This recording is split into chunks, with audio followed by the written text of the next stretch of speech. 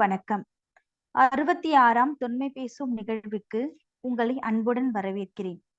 ஆய்வாளர் என்பவர் பொதுவாக பயன் ஆனவராக இருத்தலும், நாம் வாழ்கின்ற இந்த மண்ணுக்கும் இனத்துக்கும் நமது மொழிக்கும் முழுமையான பயன் விளைவிக்கக்கூடிய ஆய்வாளர்கள் ஒரு சிலரே. அவர்களுள் நமது இன்றைய அறிஞர் திருவாளர் நாமு தமிழ்மணி ஐயா அவர்கள் மிக சிறந்த ஆய்வு ஆளுமையாக விளங்குபவர். பல அமைப்புகளுக்கு தலைவராகவும் பொறுப்பாளராகவும் இருந்து வருகின்ற நமது ஐயா அவர்கள் உரையினை நிகழ்த்த நம்மிடையே இணைந்துள்ளார். ஐயா அவர்களுக்கு வணக்கம். ஐயா, தங்களின் உரையினை தொடங்கலாம் ஐயா. நன்றி.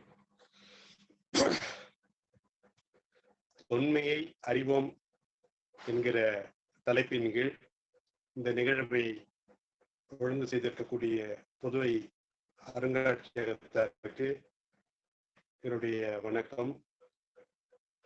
இந்த வாய்ப்பை எனக்கு நல்கிய மதிப்பிற்குரிய அறிவன் அவர்களுக்கு என் வணக்கம். இந்த நிகழ்ச்சியை ஒழுங்கு செய்திருக்கக்கூடிய மனோரஞ்சனி திருநாவுக்கரசு அவர்களுக்கு என்னுடைய வணக்கம். நிகழ்வுடைய கலந்து கொண்டிருக்கக்கூடிய பெருமக்கள் அனைவருக்கும் என்னுடைய வணக்கத்தை தெரிவித்துக் கொள்கிறேன். தொன்மையை அறிவோம் என்கிற தலைப்பு ஒரு மிகச்சிறந்த ஒரு தலைப்பு. நாம் தொன்மையை ஏன் அறிந்து கொள்ள வேண்டும் என்பது நம் முன் இருக்கக்கூடிய ஒரு வினா. காலம் வேகமாக ஓடிக்கொண்டிருக்கிறது.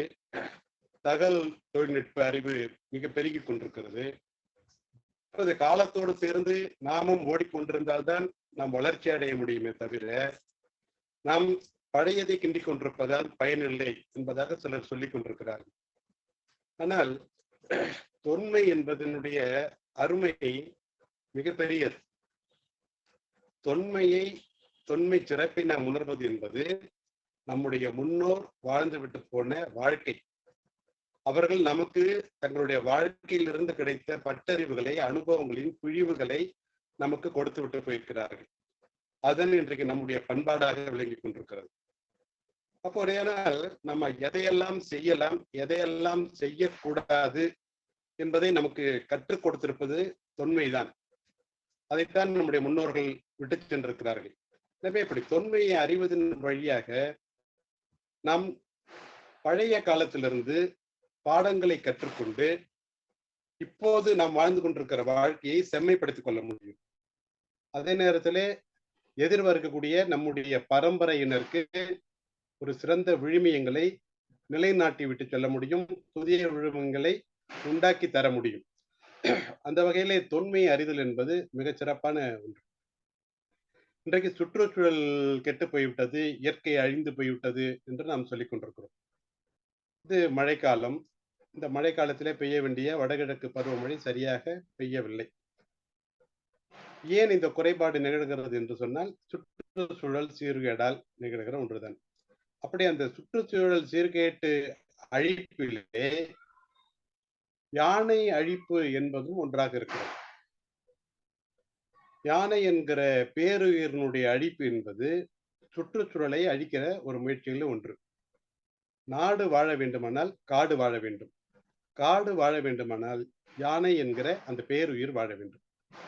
எனவே இன்றைக்கு இந்திய யானைகளை அறிவோம் என்கிற இந்த தலைப்பிலே அந்த யானைகளுடைய பற்றிய செய்திகளை உங்களுடைய நான் பகிர்ந்து கொள்ள இருக்கிறேன். அந்த கூர்தலர வளர்ச்சி, பரிணாம வளர்ச்சி என்று சொல்கிறோம், எவால்யூஷன். அதன்படி யானையினுடைய தொடக்கம் என்பது பார்த்தால் 30 இலக்கம் ஆண்டுகளுக்கு முன்பு என்று சொல்லப்படுகிறது. யானைகளுக்கு கிட்டத்தட்ட 20 லட்சம் ஆண்டுகளுக்கு முன்பே யானைகளினுடைய முன் தோற்றம் நிகழ்ந்திருக்க வேண்டும் என்று சொல்கிறார்கள். இன்றைக்கு 60,000 ஆண்டுகளுக்கு முந்தி மொராத்தியம் என்கிற ஒரு உயிரினம் இருந்திருக்கிறது. அந்த மொராத்தியம் என்பது யானைகளின் முன்னோடி என்று சொல்லப்படுகிறது. 10,000 ஆண்டுகளுக்கு முந்தி இருந்த யானைகளின் முன்னோடி மம்மூத் என்கிற சடையானை. அது பனிப்பகுதியில கூட இருந்தது என்று சொல்லப்படுகிறது. இன்றைக்கு யானைகள் எங்கே, எந்த பகுதிகளில் வசிக்கின்றன என்று பார்த்தால், ஒரு காலத்திலே கடற்கோளால் அழிக்கப்பட்ட குமரிக்கண்டம் என்கிற பகுதி. அந்த கடற்கோளை பற்றி நம்முடைய இலக்கியங்கள் நன்கு பதிவு செய்து வைத்திருக்கின்றன. குமரிக்கண்டம் என்பது லெமுரியா கண்டம் என்று அழைக்கப்படுகிறது, கோண்டுவானா பகுதி என்றும் அழைக்கப்படுகிறது. அந்த குமரிக்கண்டத்தினுடைய எச்சமாக இருக்கக்கூடிய நிலப்பரப்பில் இன்றைக்கு கடற்கோளால் விழுங்கப்பட்டது போக மீதம் இருக்கக்கூடிய நிலப்பரப்பில் வாழ்கின்ற உயிரினமாக யானை இருக்கிறது. அப்படி அந்த குமரிக்கண்டத்திலே அழிந்து போன இடங்கள் போன மீதி எச்சமான இடங்கள் எவை என்று பார்த்தால் நம்முடைய தமிழ்நாடு அதனுடைய முதலிடத்தை பெறுகிறது. தமிழ்நாடு, தெற்காசிய பகுதிகள், ஆப்பிரிக்கா இந்த பகுதிகள் எல்லாம் பார்த்தீர்களானால் குமரிக்கண்டத்தினுடைந்து புரிந்த நகர்ந்து போன நிலத்தட்டுகள். எனவே அந்த பகுதிகள் மட்டும்தான் யானைகள் வாழ்கின்றன. அதுக்கு காரணம் எது என்று பார்த்தோம்னால் அந்த பகுதிகளில் விளைகின்ற மரங்களும் செடி கொடிகளும் தான் அந்த யானைகளுக்கு உணவாக இருக்கின்றன. எனவே அந்த பகுதிகளிலே யானைகள் அதிகமாக வாழ்வதை நாம் பார்க்கிறோம். இப்ப இந்திய யானைகள் என்று பார்த்தோமானால் ஆசிய யானைகள் தான் இந்திய யானைகள் என்று அழைக்கப்படுகின்றன. இப்ப யானைகளை 2 வகைகளாக பிரிக்கலாம். ஆசிய யானைகள் என்பது ஒரு வகை, ஆப்பிரிக்க யானைகள் என்பது இன்னொரு வகை. அந்த ஆப்பிரிக்க யானைகளை கூட புதர் காட்டு பகுதிகளில் வாழ்கிற யானைகள், அடர்காட்டு பகுதிகளில் வாழ்கிற யானைகள் என்று பிரிக்கலாம். நம்முடைய இந்தியாவை பொறுத்தவரையிலேயே இவை எல்லாமே புதர்களும் காடுகளும் சேர்ந்த பகுதிகள் என்பதனால் இந்த யானைகள், இந்த ஆசிய யானைகள் என்பவை இந்திய யானைகள் தான். ஆசிய யானைகள் என்பவை இந்த தென்காசிகளிலே 13 நாடுகளிலே வாழ்கின்றன. India, Ilangai, Malaysia, Java, Sumatra, Indonesia, Borneo, Burma, இப்படி இந்த நாடுகளில் எல்லாம் இந்த யானைகள் வசிக்கின்றன. இவையெல்லாம் கிட்டத்தட்ட ஒரே இயல்புகளை கொண்டவனாக, ஒரே வகையான உடல் அமைப்புகளை கொண்டவனாக அமைந்திருக்கின்றன. நமக்கு கிடைக்கக்கூடிய பழைய தொல்லியல் சான்று என்று பார்த்தோம்னால் சிந்து சமவெளி நாகரிகம். சிந்து சமவெளி நாகரிகத்திலே அடங்கியிருக்கக்கூடிய இந்த அரப்பா என்கிற பகுதி, மொகஞ்சாதாரோ என்ற பகுதி, இந்த பகுதிகளிலே கிடைத்த பல வகையான பொருட்களிலே யானையினுடைய உருவம் இடம்பெற்றிருக்கிறது. அங்கே கிடைத்திருக்கக்கூடிய ஒரு பாறை சிற்பத்திலே யானையினுடைய உருவம் மிக தெளிவாக இருந்திருக்கிறது. யானைக்கும் தமிழர்களுக்குமான தொடர்பு மிக நீண்ட காலத்தியது. சங்க இலக்கியங்களிலே யானையை பற்றிய பதிவுகள் பலவாக காணப்படுகின்றன. நீங்கட்டால் தமிழிலே புகழ்பெற்ற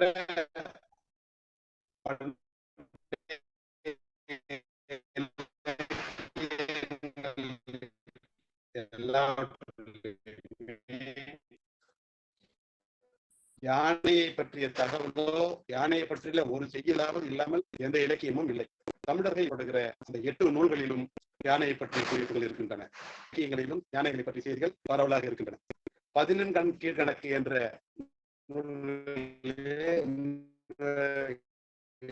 சொல்லப்படுகிற 18 நூல்களிலும் யானையை பற்றிய குறிப்புகள் இருக்கின்றன.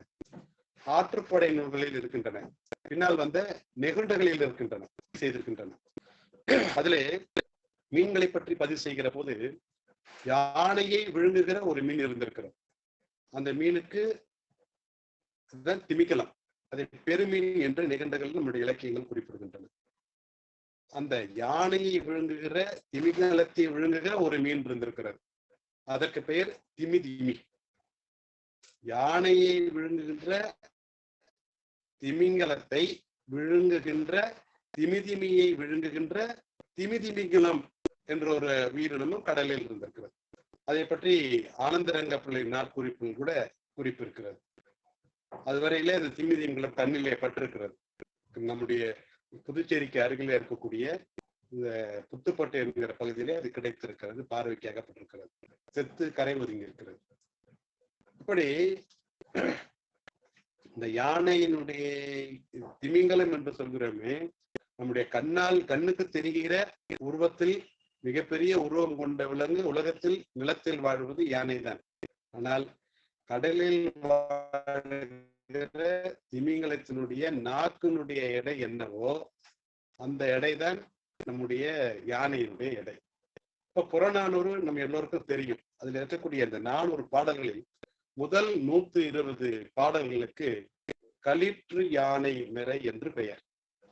யானை நடப்பது போன்ற மிடுக்கான நடையில் போரை பற்றிய செய்திகள் அந்த பாடல்களில் அடுத்தடுத்து வருவதால் அந்த 120 பாடல்கள் கொண்ட வரிசைக்கு களிற்று யானை மிறை என்று நம்முடைய புறநானூறு பேசுகிறது.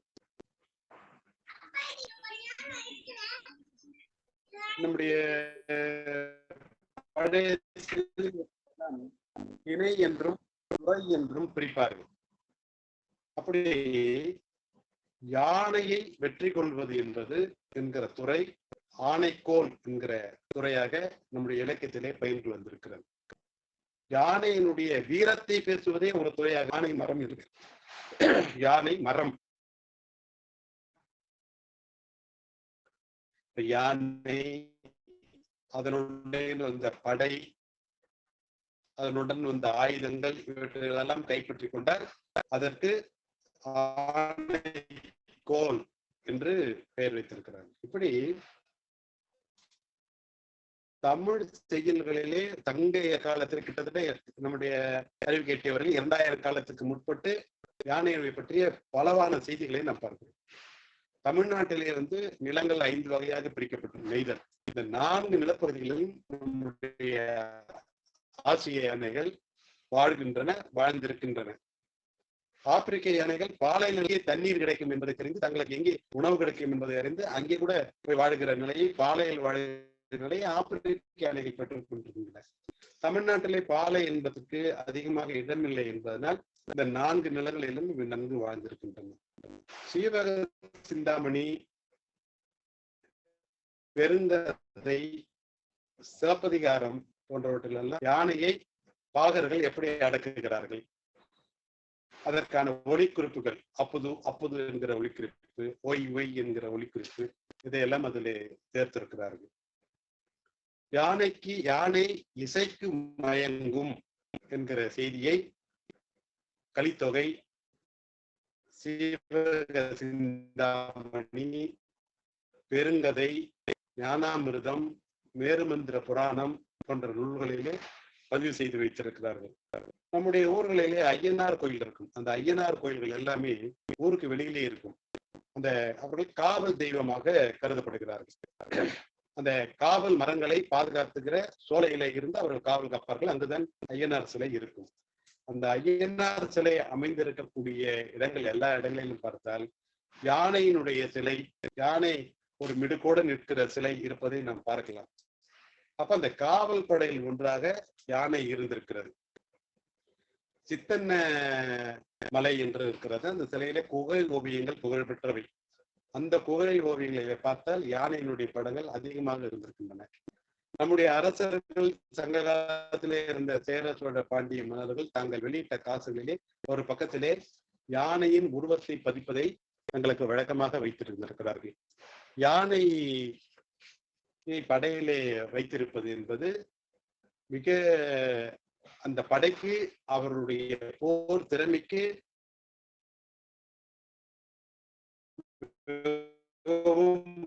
புகழ் சேர்ப்பதாக இருந்திருக்கிறது. அதனாலே அந்த யானையை அதிகமாக வைத்திருக்கக்கூடியவர் 21,700 யானைகளை வைத்திருந்தால் அந்த இதுதான் ஒரு தானை கொண்டு தாக்கினார் என்று சொன்னார். அந்த இருக்க வேண்டும். 100 யானைகளுக்கு மேல் வெற்றி கொண்ட ஒருவனைத்தான் பரணி பாடப்படும். கலிங்கத்து பரணி என்று நாம் எல்லாம் அறிந்திருப்போம். அந்த கலிங்கத்து பரணி என்பது 100 யானைகளை வென்றவனுக்குத்தான் பாடப்படும். அதுபோல 1000 யானைகளை மேலே வென்றவனுக்கு இடது காலிலே அணிவதற்கான ஒரு கழல், வீர வெண்டயம் என்று கொடுக்கப்பட்டிருக்கிறது.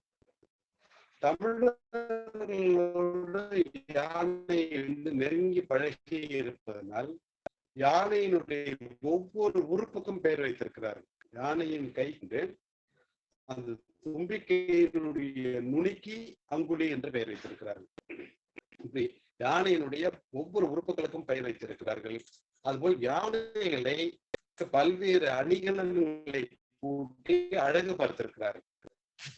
அந்த அணிகலன்களின் பெயரிலே ஒரு பெரிய பட்டியல் இருக்கிறது. அவ்வளவு அணிகலன்களை கூட்டி அழகு பார்த்திருக்கிறார்கள். யானை ஏறி பயிற்சி செய்து போர் பயிற்சி செய்வது என்பது ஆணை ஏற்றம் என்று அந்த ஆணை ஏற்றத்தை முடித்தவன் தான் ஒரு இளவரசனாவதற்கான தகுதி உள்ளவனாக ஆக முடியும் என்கிற அளவுக்கு யானையோடு அவர்களுடைய நெருங்கிய தொடர்பு இருந்திருக்கிறது. இப்ப யானைக்கு வந்து நிறைய பெயர்கள் இருக்கின்றன. நம்முடைய தமிழில் தான் அதற்கான பெயர்கள் எல்லாம் அதிகமாக இருக்கின்றன. இப்ப யானையை பற்றி சொல்லக்கூடிய நூல்கள் என்று பார்த்தால் என்று பல நூல்கள் இருக்கின்றன. ஆனால் எல்லா நூல்களுமே தமிழிலே இல்லாமல் சமஸ்கிருதத்திலே இருக்கின்றன. அதுபோல யானைக்கு கட்டளை இடுகிற யானைகள் கட்டளை புரிந்து கொள்ளும். எனவே யானைகளுக்கு கட்டளை இடுகிற சொற்கள் கூட பிறமொழி சொற்களாக இருக்கின்றன. எனவே எப்போதும் போல தமிழ் இலக்கியங்கள் அவர்கள் தங்களுக்காக வைத்துக் கொண்டு தங்கள் மொழியிலே எழுதி இருக்கிறார்கள். அவர்கள் யானை பாகர்களாகவோ யானையை வளர்ப்பவர்களாக இருந்திருக்க இயலாது. வடமொழியாளர்கள் உடல் உழைப்பு இல்லாதவர்கள். எனவே கடும் உடல் உழைப்பையும் உயிரை பணையம் வைக்கக்கூடியதுமான அந்த யானை தொழிலே அவர்கள் ஈடுபட்டிருக்க இயலாது. எனவே தமிழிலிருந்து தான் அந்த வாய்ந்த இந்த யானையோடு தமிழர்கள் நீண்ட நெடுங்காலமாக பழகி வந்ததால் அதற்கு பெயர்களை வைத்திருக்கிறார்கள். கிட்டத்தட்ட 300 பெயர்களுக்கு மேல் யானைக்கு இருக்கிறது. இந்த பெயர்கள் எல்லாமே காரண பெயர்களாக இருக்கின்றன. அதில் பால் பெயர்கள் வடமொழியிலே இருக்கின்றன.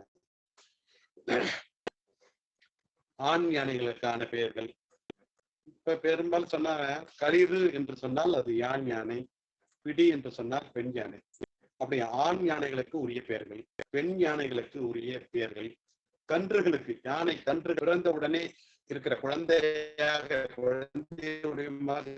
இருக்கிற போது அதற்கு கயந்தலை என்று பெயர்.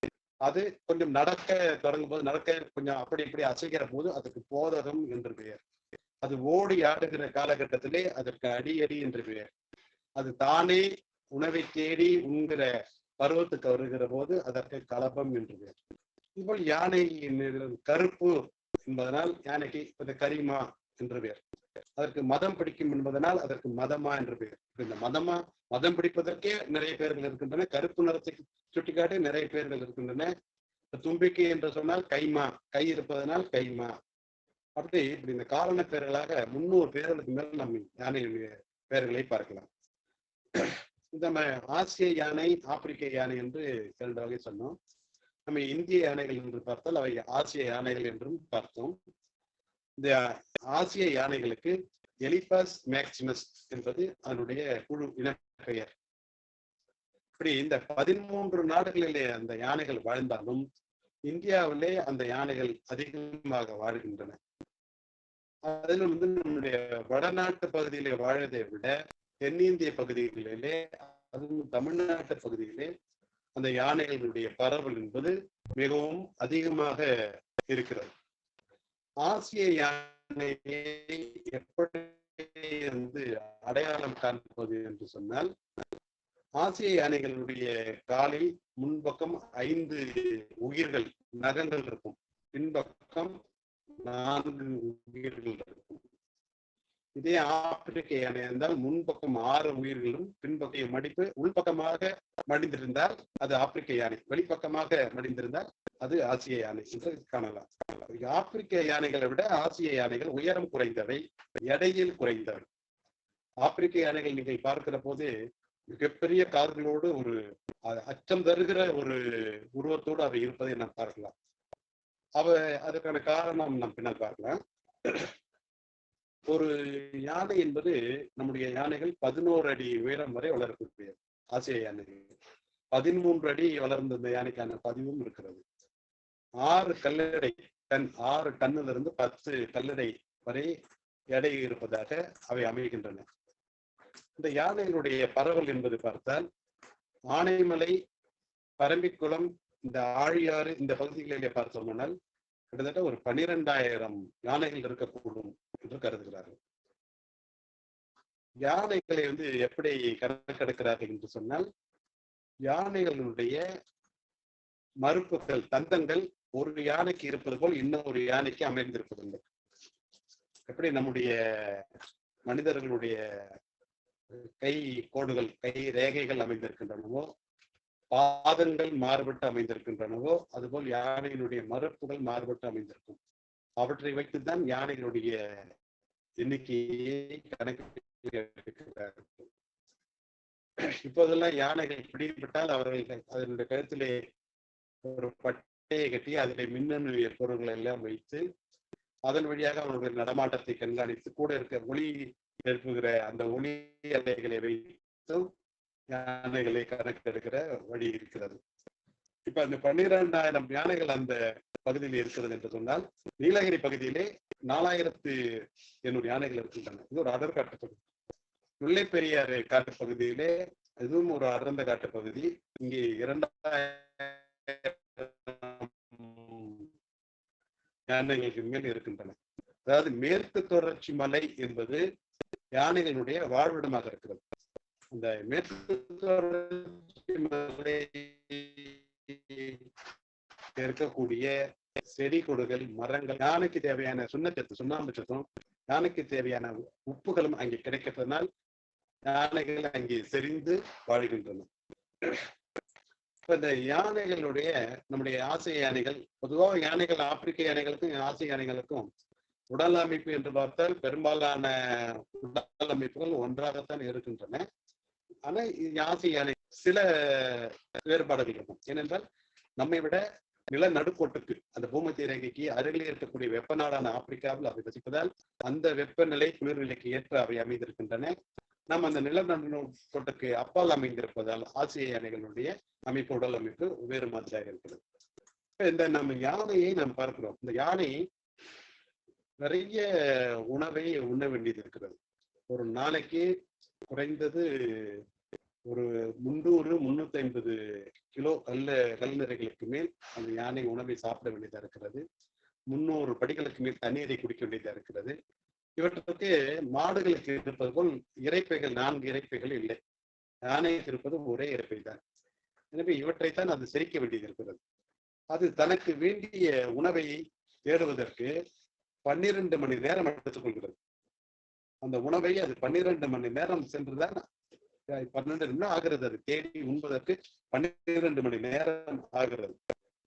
அதனுடைய தும்பிக்கையில் ஒரே நேரத்தில் 8-10 லிட்டர் படி தண்ணி கொள்ளும். அப்படி அந்த உணவை அது செரிக்க வைப்பதற்கு 1 நாள் ஆகிறது. அப்படி அது 1 நாள் ஆகிற போது அதுக்கு 115 அடி நீள குடல் இருக்கிறது. நமக்கு 30 அடி நீள குடல் மாந்தர்களுக்கு. அதற்கு 115 அடி குடல் இருந்தாலும் கூட பாதி அளவுக்கு தான் அதனால் செரிக்க முடியும். மீதி பாதி சாணத்திலே வந்து விழுந்து விடுகிறது. இப்ப இதுல இயற்கை பாதுகாப்பதற்கான ஒரு ஏற்பாடு இதுல இருக்கிறது. அதாவது யானை உண்கிற உணவுல இருக்கக்கூடிய விதைகள் முழுக்கவும் செரித்து விடாமல், அதே நேரத்தில் அந்த யானையினுடைய சாணையிலே அவை ஒரு பழுன நிலை, பக்குவ நிலையை அடைந்து முளைப்பதற்கான திறன் கூடுதலாகி தரையிலே அதனுடைய சாணமாக லட்சியாக வந்து விடுகின்றன. அது பாதி சிரிப்பது என்பது இந்த விதைகளை தரையிலே தள்ளி அவை மீண்டும் முளைப்பதற்கான ஒரு ஏற்பாடாகத்தான் அமைந்திருக்கிறது. இப்ப யானை மரங்களை தள்ளி, மரங்களை சாய்த்தெல்லாம் அந்த மரங்களை உண்பதில்லை. மரக்கிளைகளை உடைத்து அவற்றை உண்கின்றன. பெரும்பாலும் யானைகள் முதிர்ந்த மரத்தினுடைய பட்டைகளை தான் உரித்து சாப்பிடும். அந்த பட்டைகளில் இருக்கக்கூடிய நீர் சத்து அதுக்கு தேவை. அந்த பட்டையிலே காந்தவியம், மேங்கனீஸ், போரோன், புகரியம் என்கிற போரோன், செம்பு சத்து, காப்பர், இதெல்லாம் அதில் இருக்கிறது. இந்த கனிம சத்துக்கள் யானைக்கு தேவை. அதே அந்த மரப்பட்டைகளில் புரதச்சத்து, புரோட்டீன் அதிகமாக இருக்கிறது, நார்ச்சத்து நிறைந்திருக்கிறது. எனவே இவர்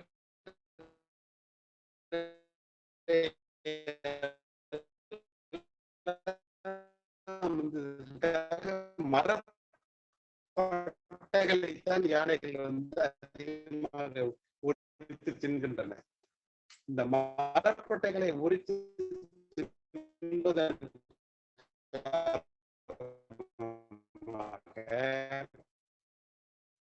அந்த மரப்பட்டைகளில் மரப்பட்டைகளின் ஊடாக ஊடுருவி மரத்தை துளை போடக்கூடிய சில உயிர் போய் அந்த மரத்தினுடைய சாரத்தை உறிஞ்சி அந்த மரத்தை சாகரிக்கக்கூடிய இந்த மரங்கள் நீண்ட காலத்திற்கு பிழைத்து வாழ்கின்றன. யானை மூங்கில் குருத்துகளை மிகவும் விரும்பி உண்ணும். மூங்கில்களை உடைத்து தள்ளி காலால் மிதித்து உடைத்து அவற்றை உண்ணும். அதுபோல ஆலம் விழுதுகள் தொங்கிக் கொண்டு ஊன்றிவிடக்கூடாது அப்படி 13 அடி உயரம் வரை பாதியிலே முறித்து அந்த ஆலம் விழுதுகளை உண்டு விடுகின்றன.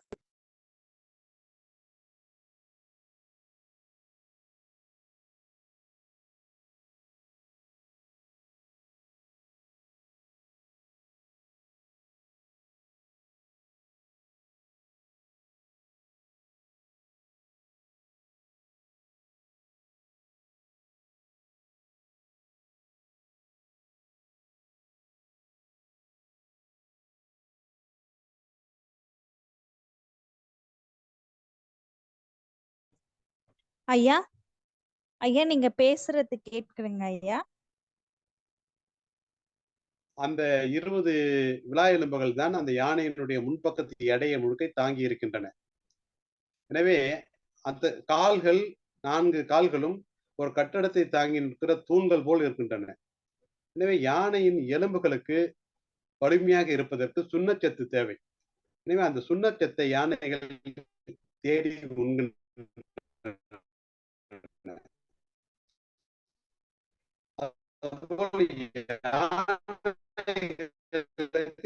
உப்பும் தேவை, சோடியம்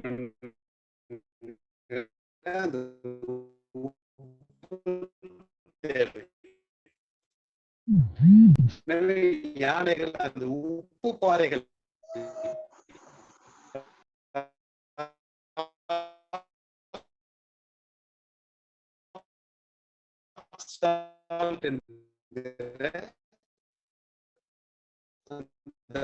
பாறை உப்பை தேடி யானைகள் வெவ்வேறு இடங்களுக்கு இடம்பெறுகின்றன.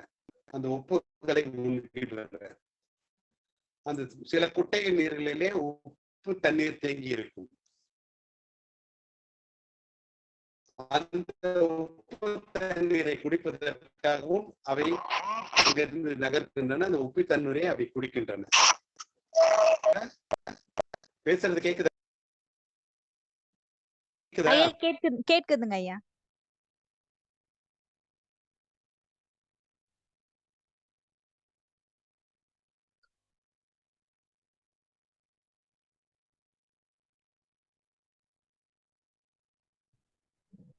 கேக்குதுங்களா? கேக்குதுங்க ஐயா. பேசலாமா? பேசுங்க ஐயா, பேசுங்க. இப்ப யானைக்கு உப்பு சத்து தேவைப்படுகிறது, சுண்ணாம்பு சத்து தேவைப்படுகிறது என்பதனால் அவை அவற்றை தேடி பல இடங்களுக்கும் அலைகின்றன. இப்ப யானை சாணம் என்று சொன்னோம் இல்லையா? அந்த யானை சாணம் செரிக்காமல் விடுவதால் அவற்றில் இருக்கக்கூடிய விதைகளை எடுத்து தின்பதற்காக அல்லது செரிக்காமல் இருக்கக்கூடிய உணவுகளை தின்பதற்காக பன்றி, குரங்கு, காட்டுக்கோழி, சாணி வண்டி என்கிற வண்டு வகை இவையெல்லாம் யானையை பின்தொடர்கின்றன. அவை உயிர் வாழ்கின்றன. இப்ப யானை நடந்து போகிற போது யானை புல் என்கிற ஒரு புல் வகையை அது அதிகமாக விரும்பி உண்ணும். யானைகள் 400 வகையான செடி கொடி மர வகைகளை உண்கின்றன.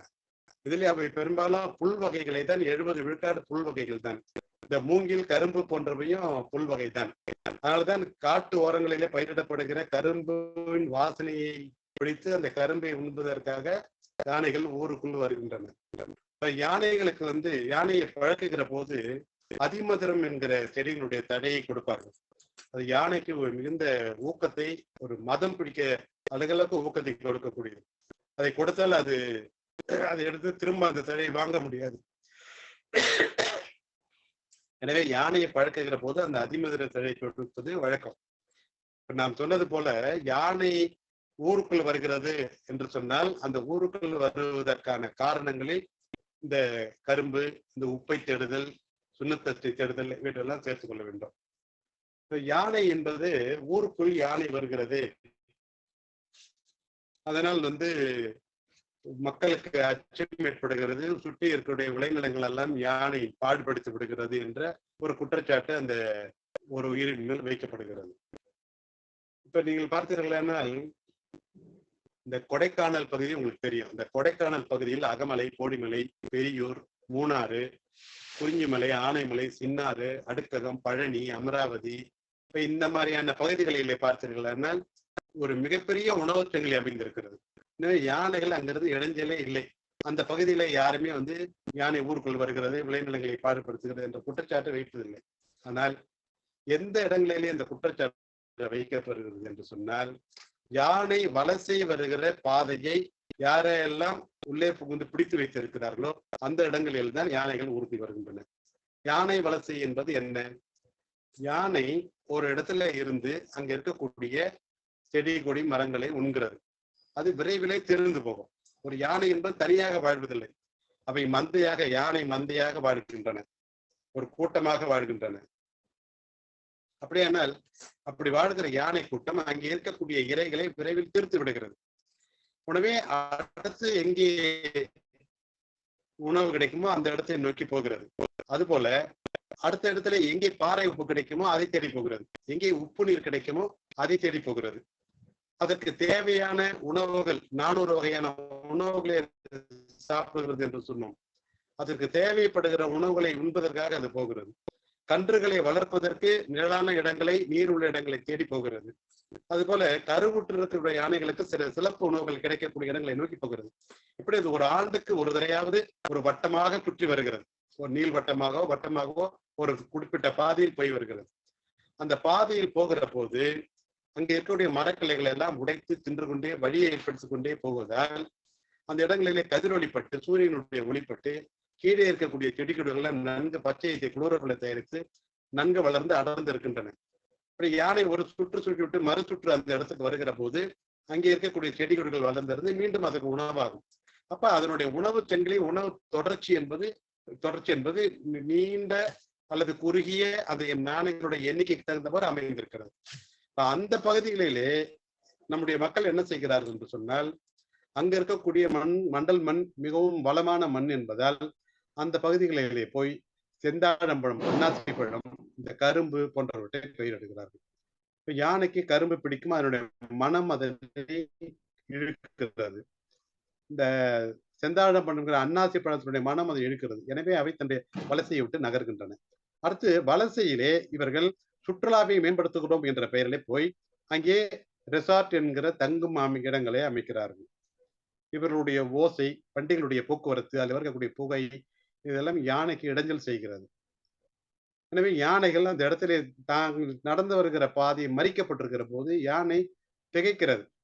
எனவே வழி தடுமாறி வேறு இடத்துக்கு போகிறது. அல்லது தன்னுடைய உணவு அந்த இடத்தில் கிடைக்காத போது உணவு கிடைக்கிற இடத்தை அதை அறிந்து கொள்ள முயற்சி செய்கிறது. யானைக்கு அருமையான மோப்ப சக்தி உண்டு. தன்னுடைய தும்பிக்கையை தூக்கி அது தன்னுடைய நீண்ட தொலைவு இருந்து வருகக்கூடிய மனங்களை கூட முகரக்கூடிய மோப்ப ஆற்றல் உள்ளது.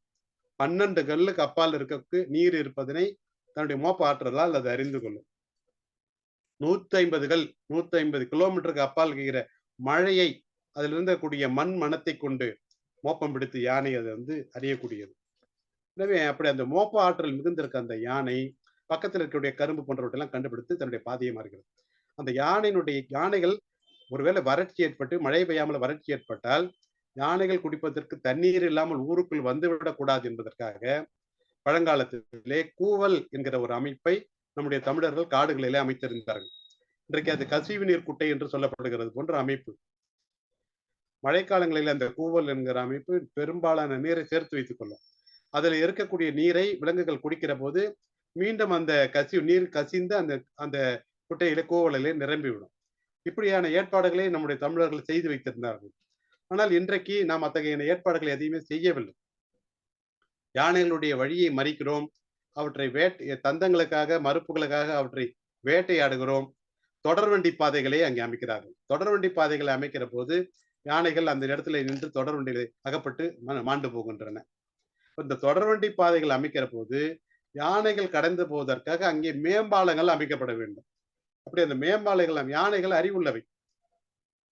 முதலை, குரங்கு, டால்பின் இதை போன்றதே யானையும் கூறிய சிறந்த அறிவுடையது.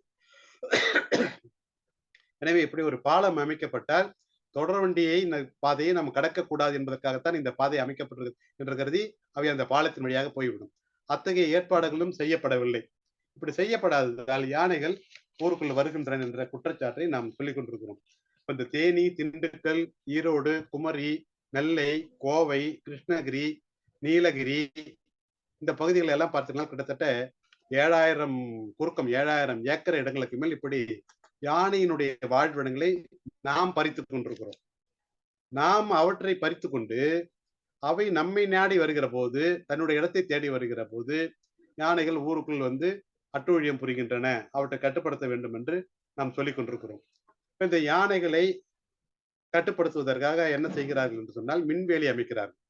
அந்த மின்வேலி அரசின் ஒப்புதலோடு அமைக்கப்பட வேண்டும். அதிலே குறைந்த அளவுதான் மின்சாரம் செலுத்தப்பட வேண்டும். எந்த ஒரு விலங்கேனும் அந்த மின்வேலியை தொடுகிற போது அதன் உடலுக்கு அதிர்ச்சியை ஊட்டுகிற அளவுக்கு மட்டும்தான் அந்த மின்சாரம் பாய்ச்சப்பட வேண்டும். ஆனால் இவர்கள் மானிடர்களிலிருந்து தப்பிப்பதற்காக, மானிடர்கள் அந்த குறைந்த அதிர்ச்சி இருந்தாலும் அங்க இருக்கக்கூடிய பொருட்களை திருடி கொண்டு போய்விடுவார்கள் என்பதனாலே கூடுதலான மின்சாரத்தை செலுத்தி வைக்கிறார்கள். அவற்றை தொடுகிற யானைகள் மின் அதிர்ச்சி ஏற்பட்டு இறந்து போகின்றன. சிலர் கன்னி வெடிகளை வைக்கிறார்கள். அவற்றை மிதிக்கிற யானைகள் கால் சிதறி இறந்து போகின்றன. அப்படி கால் சிதறுகிற யானையினுடைய வாழ்க்கை போனது என்று பொருள். அதனால் உணவு தேடி அலைய முடியாமல், உணவு இல்லாமல் இறந்து போகும். அதுபோல் பொறி வைப்பது என்று ஒன்று வைத்திருக்கிறார்கள். கூறிய எலிப்பொறி போல கூறிய இரும்பு கூறுகள் எல்லாம் யானையின் காலையிலே குத்தி புண்ணாக்கினால் அந்த யானை தன்னுடைய வாழ்க்கையை இழந்துவிடும் என்பது பொருள். இப்படி யானையை நாம் இழந்து கொண்டிருப்பதனால் என்ன நடக்க போகிறது என்று சொன்னால், அந்த சுற்றுச்சூழல் பாதிப்பு என்பது கடும் பாதிப்பாக இருக்கிறது. இந்த யானையை நம்பி வாழ்கின்ற உயிர்கள், யானையை இப்ப நம்ம ஊர்ல எல்லாம் பார்த்துக்கலாம், ஆண்டுக்கு ஒருவரை மரங்களை எல்லாம் கழித்து விடுவார்கள். கழித்து விட்டால்தான் அந்த மரங்கள் வந்து நன்றாக செழித்து வளரும், நன்கு கிளை பரப்பி வளரும். அந்த வேலையை யானைகள் காடுகளிலே இருந்து யாரையும் கேட்காமல் செய்து கொண்டிருக்கின்றன. எந்த வகையான எதிர்பார்ப்பும் இல்லாமல் செய்து கொண்டிருக்கின்றன. இப்ப இந்த யானைகளை நாம் மட்டுப்படுத்துவதன் மூலமாக இந்த யானைகளினுடைய இந்த காடுகளை சரிப்படுத்துவது, சமப்படுத்துவது, ஒழுங்குபடுத்துவது என்கிற வேலை குறைந்து போகிறது.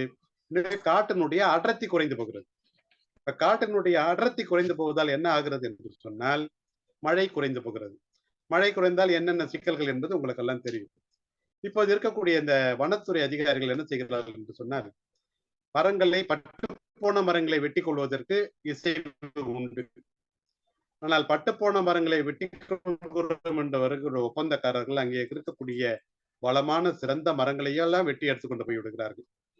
அப்படி அந்த மரங்கள் எல்லாம் போன பிறகு அந்த மர இடங்களிலே மரங்களை நட வேண்டும் என்பதற்காக விரைந்து வளரக்கூடிய மர வகைகளை, இப்போது இருக்கக்கூடிய இந்த ஹைபிரிட் என்கிற இந்த செயற்கை மர வகைகளை அதிகமாக வளர்க்கிறார்கள்.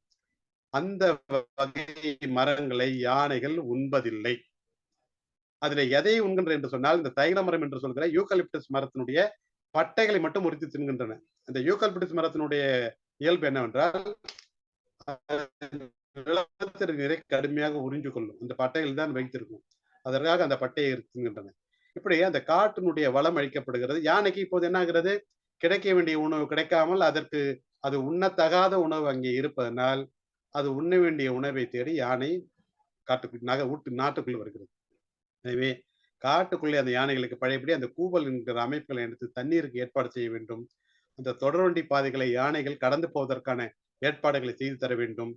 யானைகள் வழித்தடங்கள் எங்கெல்லாம் மறிக்கப்பட்டிருக்கிறது, இப்போது இருக்கக்கூடிய அறமன்றங்கள், வழக்கு மன்றங்களிலே தொடர்ந்து சொல்லிக் கொண்டிருந்தாலும் அது நடைமுறைக்கு வரவில்லை. தொடர்வண்டி பாதைகளிலே சரி பண்ண வேண்டும். யானையினுடைய வாழ்விடங்களை மறித்து கட்டப்படக்கூடிய இந்த சுற்றுலாத்தலங்கள் எல்லாம் அப்புறப்படுத்த வேண்டும். இப்படி செய்து யானையை அதன் போக்கில் வாழவிட்டால் அது மிகச்சிறப்பாக தன்னுடைய வாழ்க்கையை வாழ்ந்து நம்முடைய காட்டை காத்து நம்முடைய நாட்டையும் காத்து கொடுப்பதாக அமையும். நம்முடைய முன்னோர்கள் யானையை ஒரு பெரிய செல்வமாக கருதினார்கள். இப்ப மாடு என்றால் ஒரு செல்வம், அதுபோல யானை என்பது ஒரு மிகப்பெரிய செல்வம்.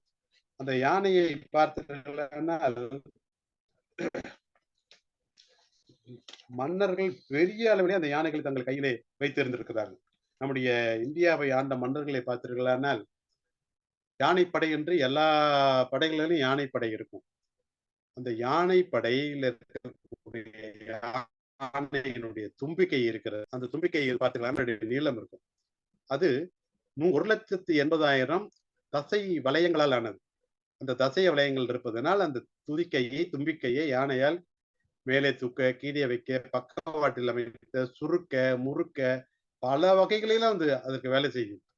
யானையினுடைய மூக்கும் மேலுதடும் தான் அதனுடைய தும்பிக்கையாக அமைந்திருக்கின்றன.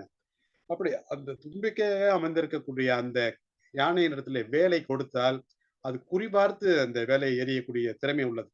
அந்த போருக்கு அழைத்துக் கொண்ட போகிறது அந்த வீர் என்கிற அந்த ஒரு ஒளியை எழுப்பும். அந்த ட்ரம்பட் என்கிற அந்த எக்காலம் போன்ற கருவி போல முழங்கும். அந்த முழக்கங்கள் அதை எழுப்புகிற ஒளி என்பது எதிரிகளை குலைநடுங்க செய்யும்.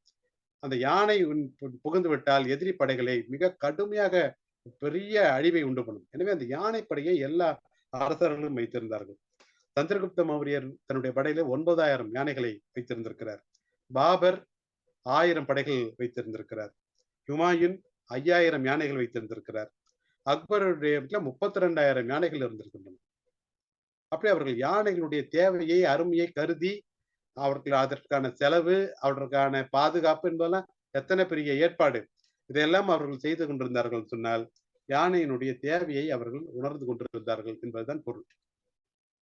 இப்ப யானை என்பதை நம்ம பார்த்தோமானால் யானைகள் பாதுகாக்கப்பட வேண்டும் என்கிற விழிப்புணர்வு இப்போது பெரிய அளவிலே வந்திருக்கிறது. அந்த யானையை கணக்கெடுக்கிற மீட்டிங்களிலே கல்லூரி மாணவர்கள் எல்லாம் பெரிய அளவிலே கலந்து கொண்டு அதற்கான ஏற்பாடுகளை எல்லாம் செய்து கொண்டிருக்கிறார்கள். ஆனால் யானை வேட்டை என்பது இன்றைக்கு குறைந்திருக்கிறது. யானை வேட்டைக்கு ஏனென்றால் யானை எதற்காக வேட்டையாடப்படுகிறது என்று சொன்னால் யானை தன்னுடைய தந்தங்களுக்காகத்தான் அது அதிகமாக வேட்டையாடப்பட்டது. இன்றைக்கு 120 நாடுகளுக்கு மேற்பட்ட நாடுகள் யானை தந்தங்களுக்கு, யானை மறுப்புகளுக்கு தடை விதித்து விட்டன. எனவே அந்த யானை தந்தங்களுக்கான தேவை, வணிக தேவை இப்போது குறைந்திருப்பதால் அந்த வேட்டையாடுவது என்பது இன்றைக்கு குறைந்திருக்கிறது. இப்ப யானைகளை பாதுகாப்பது என்பது என்ற வகையில நம்ம பார்த்தோமானால் இன்னும் இந்த நம்ம சொன்ன அந்த தொடர்வண்டி, மின்சார வேலி, சுற்றுலா தலங்கள் இவற்றையெல்லாம் வைத்து சரிபார்க்க வேண்டும். நம்முடைய ஆசிய யானைகள் என்று பார்த்தால் ஆசிய யானைகளுக்கு ஆண் யானைகளுக்கு மட்டும்தான் தந்தம் இருக்கும். பெண் யானைகளுக்கு தந்தம் இருக்காது. சில பெண் யானைகளுக்கு உதட்டு ஓரத்திலே மறைவாக அல்லது சற்றே வெளியே நீட்டிருப்பது போல் கொஞ்சம் சிறிய தந்தம் இருக்கும். அது யானையினுடைய மேல் வெட்டு பல்தான் தந்தமாக வளர்கிறது. கால்சியம் அதிகமாக என்கிற பெண் யானைகளுக்கு அப்படி வருகிறது வாய்ப்பு உண்டு. ஆனால் ஆப்பிரிக்க யானைகளை பொறுத்தவரையிலே 2 யானைகளுக்குமே, ஆண் யானை பெண் யானை 2க்குமே தந்தம் உண்டு. அதுபோல இலங்கையில் இருக்கக்கூடிய, மலேசியாவில் இருக்கக்கூடிய, போர்னியாவில் இருக்கக்கூடிய யானைகளுக்கு தந்தமே இருக்காது.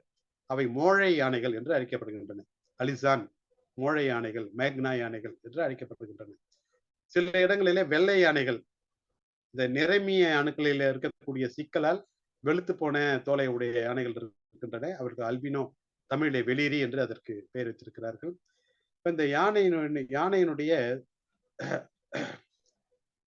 காது ஆசிய யானைகளுக்கு 2 அடிக்கு 1 அடி என்ற அளவிலே அமைந்திருக்கும். ஆப்பிரிக்க யானைகளுக்கு 6 அடிக்கு 4 அடி என்கிற அளவில் பெரிய அளவிலே அமைந்திருக்கும். யானை எப்போதும் காதுகளை அசைத்துக் கொண்டே இருக்கும். எறும்பு காதில் நுழைந்து கடித்து விட்டால் யானை இறந்து போய்விடும். எனவே யானை காதுகளை அசைத்துக் கொண்டே இருக்கிறது என்பதாக சொல்கிறார்கள். அதல்ல செய்தி. யானையினுடைய தோல் மிகவும் தடிப்பானது. ஒரு விரற்கடை அளவு கனம் உள்ளது. அதுவும் அந்த யானை சுருங்கி சுருங்கி, யானையுடைய தோல் சுருங்கி சுருங்கி, இப்ப யானையை கொன்று அதனுடைய தோலை விரித்தால் யானையினுடைய உடல் பரப்பை விட கூடுதலாக இருக்கும். சுருங்கி இருக்கும். ஒரு அங்குல ஒரு விரற்கடை அளவுக்கு தடிப்பு உள்ளது. அந்த யானையினுடைய காதுக்கு அருகில் இருக்கக்கூடிய செவியடி பகுதியிலே தோல் மிகவும் மென்மையாக இருக்கும். அதனுடைய குதம், யானையினுடைய குதத்தின் பகுதியிலே, எருவாய் பகுதியிலே தோல் மென்மையாக இருக்கும். அதனால்தான் அரிமா, சிங்கம், புலி போன்றவை யானைகளை வேட்டையாடுகிற போது யானையின் பின்பக்கத்திலே அதனுடைய குதத்தை குறிவைத்து பாய்ந்து கடிப்பதை நீங்கள் பார்த்திருக்க கூடும். இப்படி இந்த யானையினுடைய காது பகுதியிலே, செவி கீழ் பகுதியிலே பூச்சிகள் கடித்து விடாமல் இருப்பதற்காகத்தான் யானை காதுகளை அசைத்துக் கொண்டிருக்கிறது. அது ஒரு காரணம். இன்னொரு காரணம், யானைக்கு தன்னுடைய உடல் வெப்பத்தை பாதுகாத்துக் கொள்ள வேண்டிய தேவை இருக்கிறது. பெரிய ஒரு தன்னுடைய உடல் வெப்பத்தை பாதுகாத்துக் கொள்ள வேண்டும். அப்ப யானைக்கு என்ன செய்கிறது என்று சொன்னால், யானையினுடைய காதிலே இந்த மிகச்சிறிய குருதி நாளங்கள் அடர்த்தியாக வலை போல் பின்னி அமைந்திருக்கின்றன. யானை தான் எந்த இடத்துல இருக்கிறோமோ அந்த இடத்திற்கேற்ப தன்னுடைய உடலினுடைய வெப்பநிலையை மாற்றிக்கொள்ளக்கூடிய தட்பவெப்பநிலையை மாற்றிக்கொள்ளக்கூடிய திறன் படைத்தது. எனவே இந்த காதுகளில் இருக்கக்கூடிய குருதி நாளங்களிலே குருதி வருகிற போது இவை காற்றிலே அவற்றை அசைத்துக் கொண்டே இருக்கும் போது அந்த காற்று அவற்றில் படுகிற போது அந்த குருதி குளிர்ச்சி அடைகிறது. அதனால்தான் அதுக்காகத்தான் காதுகளை யானைகள் அசைத்துக் கொண்டே இருக்கின்றன. அதுபோல பார்த்தோம்னால் ஆப்பிரிக்க யானைக்கு ஏன் அவ்வளவு பெரிய காது இருக்கிறது என்று பார்த்தோமானால் அதற்கு காரணம் அது மிகுந்த வெப்பம் மிகுந்த நாடு. அதனாலதான் 6 அடிக்கு 4 அடி என்கிற சொல்கிற அளவுக்கு அவ்வளவு பெரிய காதுகளை அது வைத்து அந்த காதுகளை அசைத்துக் கொண்டே இருக்கிறது. அதுபோல நம்மிடத்துல இன்னொரு செய்தி சொல்வார்கள். யானை விளாம்பழத்தை உண்ணும். அப்படி யானை விளாம்பழத்தை உண்கிற போது முழுசாக விழுங்கிவிடும். முழு பழத்தையும் விழுங்கிவிடும். அப்படி அந்த விழுங்குகிற விளம்பழம் அதனுடைய சாணத்திலே முழுதாக வெளிவரும். எந்த உடைப்பாடும் இல்லாமல் முழுதாக வெளிவரும். அதை உடைத்து பார்த்தால் அதன் உள்ளே உள்ளீடு எதுவும் இருக்காது என்று சொல்கிறார். இது வெறும் கற்பனையான கதை.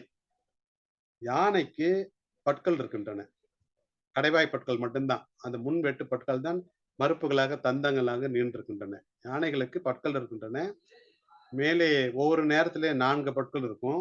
ஒவ்வொரு பல்லும் மொத்தம் 24 பற்கள் அதுக்கு உண்டு என்று சொன்னாலும் அதனுடைய 5 அகவியிலே ஒரு முறை 4 பற்களும் 2 அகவிலே ஒரு முறையும் 6வது அகவிலே 4 பற்களும் 9வது அகவிலே 4 பற்களும் 20வது அகவிலே 4 பற்களும் 60வது அகவிலே 4 பற்களும் அதுக்கு பிறகும் கூட 4 பற்களுமாக 6 தடவையாக அந்த பற்கள் முளைக்கும். பற்கள் நகர்ந்து வரும். ஒரு பல்லும் செங்கல் அளவுக்கு இருக்கும். பல பற்கள் இணைந்தது போல இருக்கும். அந்த பற்களின் மேலே பல்வேறு முகடுகள் இருக்கும். ஏன்னா இவை கடினமான பொருட்களை அரைப்பதற்காக வைத்திருக்கின்றன. எனவே விளாம்பழத்தை யானை முழுதாக விழுங்க வேண்டியான தேவையில்லை. அதை நன்றாக அரைத்துத்தான் உண்ண வேண்டும். விளாம்பழம் கடினமான ஓடு. அதை விழுங்கினால் கூட அது உள்ளிருக்கக்கூடிய பொருட்களை உட்கவர்வு செய்யக்கூடிய ஆற்றல் யானைக்கு இல்லை. அது என்ன காரணம் என்று அதுக்கு என்ன பொருள் என்று சொன்னால் அது யானை உண்ட விலங்கணி என்று சொல்வார்கள். இப்போ ஒரு வாழைப்பழத்தில் நீங்கள் பார்த்திருந்தால் நன்று கனிந்த பழத்திலே கருப்பு புள்ளிகள் விழும். அதுபோல சில இலைகளிலும் அந்த மாதிரி கருப்பு புள்ளிகள் விழுந்திருப்பதை பார்க்கலாம். அப்படி அந்த கருப்பு புள்ளிகள் இலைகளிலே விழுந்தால் அல்லது கனிகளிலே விழுந்தால் அதற்கு அது ஒரு நோய். அந்த நோய்க்கு யானை நோய் என்று பெயர். அப்ப யானை நோயடைந்த விலங்கணி, யானை உண்ட விலங்கணி சொல்கிறார். அது விழுங்க வேண்டியதில்லை. கடையில எடுத்து பார்க்கிற போது அதுல கரும்புள்ளிகள் விளாம்பழத்தில் இருந்தால் அதை உடைத்து பார்த்தால் நோய் என்பது அந்த புள்ளிக்கு பெயரே தவிர யானை அதை உண்பது என்பதும் அதை வெளியே வருவது என்பதும் கற்பனை. அதுபோல யானையினுடைய தும்பிக்கைக்கு துதிக்கை என்று ஒரு பெயர் உண்டு. அதற்கு என்ன சொல்வார்கள்னா யானை பிள்ளையாரை வணங்கும், அதற்கு தூப தீபம் காட்டும், மணி அடிக்கும். அதனால்தான் அதற்கு அந்த கைக்கு துதிக்கை என்று பெயர் சொல்றது இல்லை. இந்த இரும்பு பட்டையிலே துருத்தி என்று ஒன்று வைத்திருப்பார்கள். நெருப்பை மூட்டுவதற்காக துருத்தி. அதனுடைய அடிப்பருத்து நுனி சிறுத்து இருக்கும். அது போன்ற யானையின் கையை தும்பிக்கை அமைந்திருப்பதால் அதற்கு துதிக்கை என்று. துதிக்கைக்கு கண்டம், அத்தம், தொண்டலம், தொண்டை, கரிக்கை என்று பல பெயர்கள். துணிக்கையை யானை மிகவும் பத்திரமாக பார்த்துக் கொள்ளும். ஏனென்றால் அதுக்கு உணவு தேடுவதற்கான ஒரு மிகப்பெரிய கருவி அதுதான். செடிகொடிகளை உடைத்து தின்பதற்கும் அதுதான். நிலத்தை வறட்சியான காலங்களில் நிலத்தை தோண்டி நீர் எடுப்பதற்கும் அதுதான். கிழங்குகளை தோண்டி எடுப்பதற்கும் அது தேவைப்படுகிறது. அதே நேரத்திலே மேல உயரமாக இருக்கக்கூடிய செடிகளை பறித்தெடுப்பதற்கு தேவைப்படுகிறது. அந்த எதிரிகளிடமிருந்து தன்னை பார்த்துக் கொள்வதற்கும் அதில் யானைக்கு தும்பிக்கை தேவை. தும்பிக்கை நாய்களை கண்டால் மிகவும் அச்சப்படும். அந்த தன்னை நாய்கள் தும்பிக்கையை கடித்து விட்டால் யானைக்கு சீக்கிரம் காயம் ஆறாது என்பதனால் கடித்து விட்டால் என்ன செய்வது என்று யானை நாயை கண்டால் அச்சப்படும். நாய் அருகில் வந்தாலே தூக்கி அப்பால் எரிந்துவிடும். அது கடிப்பதற்காக வரவிட்டால் கூட தூக்கி அப்பால் எரிந்துவிடும். பாம்பு, புலி போன்ற விலங்குகளை, கொடிய விலங்குகளை கண்டால் தன்னுடைய தும்பிக்கையை தூக்கி தலைமேல் வைத்துக் கொள்ளும். அவை ஏதேனும் தனக்கு இடையூறு செய்து விடப்படுகின்றன என்ற அச்சத்தின் காரணமாக தூக்கி வைத்துக் கொள்ளும். அது நான் முன் சொன்னது போலயே 1,80,000 மீன் வளையங்களால், எலாஸ்டிக் தன்மையுடைய வளையங்களால் ஆனது. அதை அது அவ்வளவு கவனமாக பாதுகாத்துக் கொள்ளும். அந்த நம்முடைய ஆசிய யானையினுடைய தும்பிக்கையினை நுனியிலே பார்த்தீங்கன்னா ஒரு விரல் போன்ற அமைப்பு இருக்கும். ஆப்பிரிக்க யானைக்கு அந்த 2 விரல்களாக இருக்கும். இந்த ஒரு விரலை கொண்டு யானை ஒரு வேர்க்கடலையை உடைத்து அந்த விதை நசுங்காமல் வேர்க்கடலையை உடைப்பதற்கு அதனால் முடியும். ஒரே ஒரு புல்லை பிடுங்குவதற்கு முடியும். ஒரு மலரினுடைய இதழை எடுப்பதற்கு முடியும். பாகு கொடுக்க முடியும். கீழே விழுந்து விட்ட யானைக்கு நாணயம் கொடுக்கிற போது கீழே விழுந்து விட்டால் அந்த நாணயத்தை எடுத்து கொடுப்பதற்கும் அந்த தும்பிக்கையால் முடியும். அவ்வளவு நுட்பமானது. அந்த தும்பிக்கையை தூக்கித்தான் அவை எக்காலம் என்கிற அந்த குரலை எடுக்கின்றன, மோப்பம் பிடிக்கின்றன. அந்த தும்பிக்கையை இன்னொரு யானை வருகிற போது 2 யானைகள் நாமெல்லாம் கைகுலுக்கிக் கொள்வது போல அவையும் கைகுலுக்கிக் கொள்கின்றன. இந்தியாவிலேயே பழங்காலத்திலே யானைகளுக்கான சந்தைகள் இருந்திருக்கின்றன. ஒரு நாளைக்கு 150 to 200 யானைகள் அதிலே விற்கப்பட்டிருக்கின்றன. சோனாப்பூர், காக்தோர், சிம்மேஸ்வர், நக்மார்க் என்று வடநாட்டிலே அந்த யானைகளுக்கான வணிகங்கள் இருந்திருக்கின்றன. தமிழ்நாட்டிலும் யானை வணிகர்கள் என்று தனியாக ஆட்கள் இருந்திருக்கிறார்கள். இப்படி இந்த யானை என்கிற ஒரு பேருயிர் என்பது பாதுகாக்கப்பட வேண்டிய ஒரு பேருயிராக இருக்கிறது. நம் கண்முன் வாழ்ந்து கொண்டிருக்கக்கூடிய நம் தமிழ்நாட்டுக்கே பேரளவு உரிமையாக இருக்கக்கூடிய அந்த யானை என்கிற உயிரை நாம் பாதுகாப்பு என்பது சுற்றுச்சூழலை பாதுகாப்பது.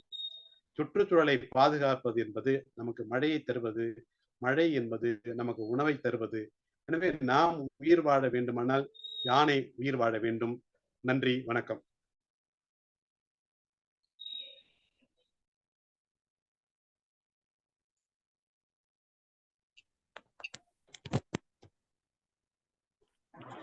நன்றிங்க ஐயா. பங்கேற்பாளர்கள் ஏதேனும் கேள்விகள் இருப்பின் ஐயாவிடம் கேட்டு தெளிவு பெறலாம்.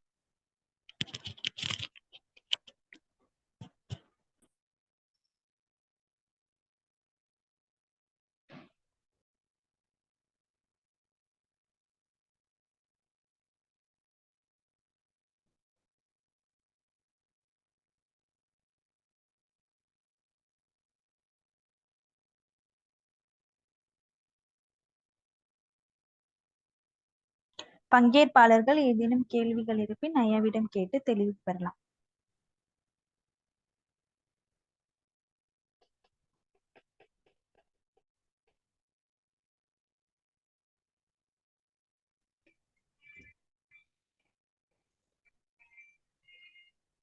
ஐயா வணக்கம். ஐயா வணக்கம்.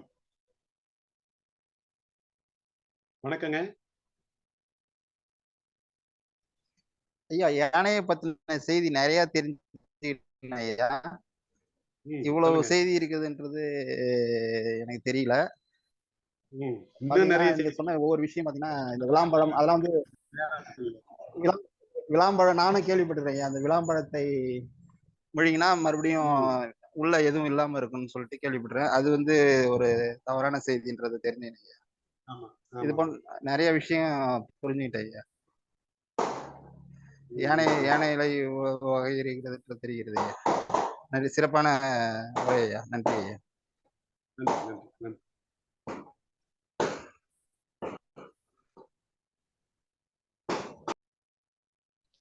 ஐயா வணக்கம்ங்க. இந்த யானை அறிந்திருந்தே பாகனை கொல்லும் அப்படின்னு சொல்றாங்கல்லங்கய்யா, அத பத்தி கொஞ்சம் ஏதாவது சொல்லுங்கய்யா. யானை வந்து தன்னுடைய மோப்ப ஆற்றலாலதான் வந்து தன்னுடைய பாகன் யாருன்னு கண்டுபிடிச்சுக்குது. ஆனா வந்து அதுக்கு மதம் என்கிற அந்த சினம் வந்து போனால் அதுக்கு வந்து கண்மண் தெரிவதில்லை. அவ இயல்பாகவே சொல்லும்ல, ஆத்திரக்காரனுக்கு அறிவு மட்டும் இருந்தது போல.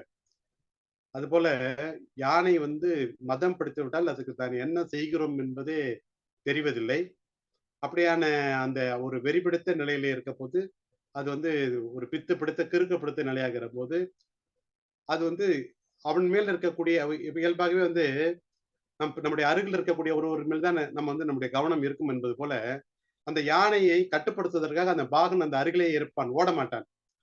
எனவே இயல்பாகவே அந்த யானை வந்து அவனை கொன்று விடுகிறது. பாகர்கள் எப்போதுமே உயிரை பணயம் வைத்துத்தான் யானையை வந்து தங்களுடைய குழந்தை போல் வளர்க்கிறார்கள்.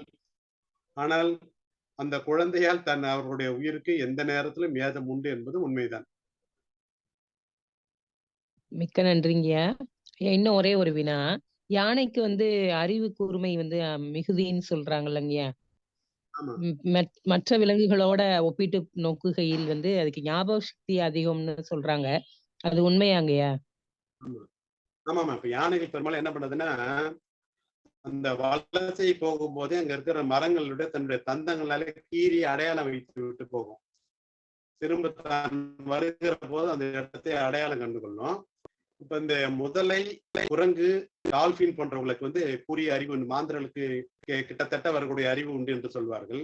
இப்ப நமக்கு வந்து நீரான்கள் என்ற மூளையிலே அணுக்கள் இருக்கின்றன. நீரான்ஸ் என்கிறவை நமக்கு இருப்பதை போல 3 மடங்கு அதிகமாக யானைகளுக்கு உண்டு. எனவே நம்ம யானைகளுக்கு வந்து மிகுந்த கூரிய நினைவாற்றல் உண்டு.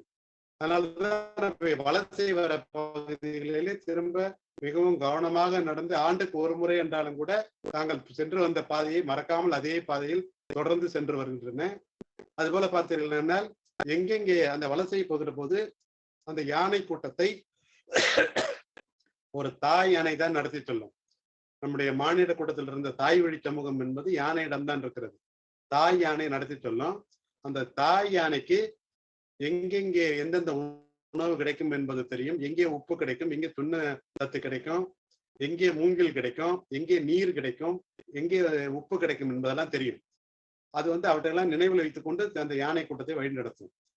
அந்த யானை தாய் யானை வழிநடத்துகிற தாய் யானை இறந்து போனால் அந்த யானையினுடைய மூத்த மகள் யாரோ அது அடுத்த தலைமை யானையாக மாறிவிடும்.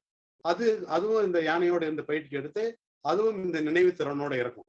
அந்த நினைவு திறன் தான் யானையினுடைய அந்த பெரிய உருவத்திற்கு வேண்டிய உணவை கொடுக்கிறது என்றே சொல்லலாம். நன்றிங்க. நன்றி நன்றி.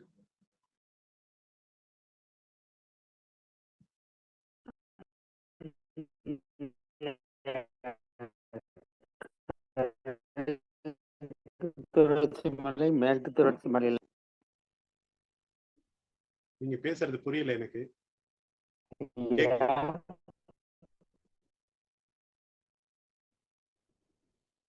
ஐயா தாங்கள் கேட்க வேண்டிய கேள்வியே தெளிவாக கேட்கும். மேற்கு தொடர்ச்சி மலை பகுதியில் எவ்வளவு யானை இருக்கு? நம்ம இந்தியாவுல வந்து கிட்டத்தட்ட 42,000 யானைகள் இருக்கிறதா சொல்றாங்க. அந்த 42,000 யானைகள்ல நம்முடைய மற்ற தென்னிந்திய மாநிலங்கள் எல்லாம் வந்து 100கணக்கில் தான் யானைகள் இருக்கின்றன. இந்த மேற்கு தொடர்ச்சி மலையினுடைய அடர்ந்த காடுகள் காரணமாக அங்கு கிடைக்கக்கூடிய அந்த அடர்ந்த மழையின் காரணமாக விளையக்கூடிய அந்த நிலைத்திணைகளை தாவரங்களினுடைய பயனாக நம்முடைய தமிழ்நாட்டினுடைய பகுதிகளிலே அதிகமான யானைகள் வசிக்கின்றன.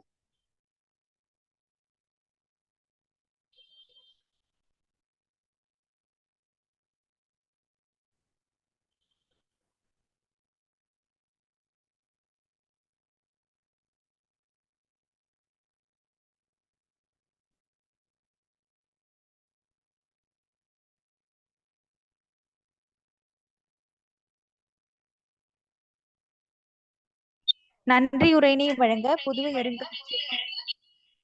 படம பிரிவின் பொறுப்பாளர் சங்கீதா சபரிநாதன் அவர்களை அழைக்கிறேன்.